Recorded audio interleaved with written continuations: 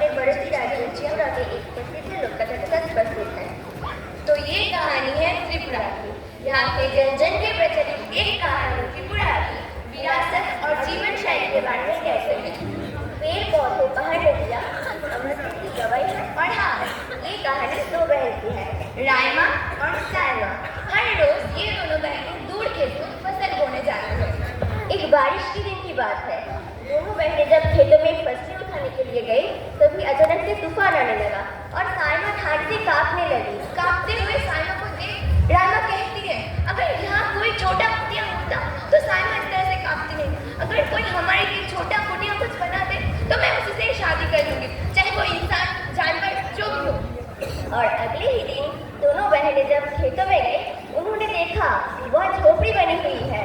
और उसी दिन जब वे दोनों बहनें खाना खाने बैठते हैं तब रायमा सायमा से कहती है, सायमा अपनी जीजा जी को आवाज दो, वो जो भी है वो आएगा और मैं उसे अपना पति मानूंगी।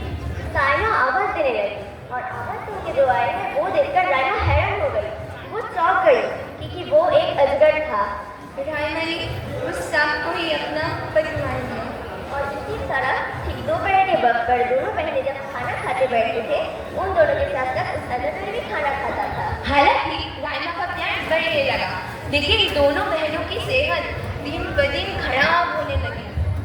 फिर एक दिन उन दोनों के पिता सायमा से कहा, सच बोल बेटी, क्या बात है? सायमा डर डर के मारे सब सच बता दिया। और फिर अगले ही दिन रायमा के पिता ने उसे दूसरे काम में दूर भेज दिया और पिता ने खुद सायमा के साथ चले। और दोपहर के वक्त पर पिता ने सायमा से उस अजगर को बुलाने के लिए कहा और जैसे भी उस अजगर आया पिता ने उनको टुकड़े में काट दिया। रायमा को कुछ महसूस हुआ, उसका आभूषण टूटकर जमीन में दौड़ती भागती घर पहुंची। सायमा ने उस अजगर का भोजन परोसा और जैसे भी उसने भोजन परोसा रायमा अपने मुंह में देखती और वो समझ जाती कि वो कुछ और था। वो सायमा से पूछती, सच बोल, पिताजी ने मेरे साथ क्या किया? सायमा हिचकी जान के साथ सब सच बता दिया। और ये सब सुनकर रायमा सायमा से आखिरी विनती करती, उनका सिर जहाँ दफनाया गया मुझे वहाँ ले चलो। सायमा वहाँ ले जाती है, लेकिन असली में उस अजगर का सिर कहाँ दफनाया गया वह उन दोनों को पता नहीं था। अचानक सायमा का नजर वहाँ खिले फूलों पर गई, जो एक विशेष फूल था और वो फूल का नाम था खूंखुई।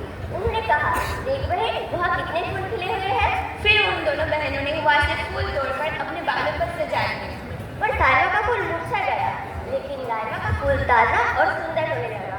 ये देखकर रायमा को पता चल गया कि उसका पति का सिर वही दफनाया गया है। वो टूट पड़ी, रोने लगी, नदी बहने लगी और नदी के साथ साथ उस बहनें भी बहने लगी।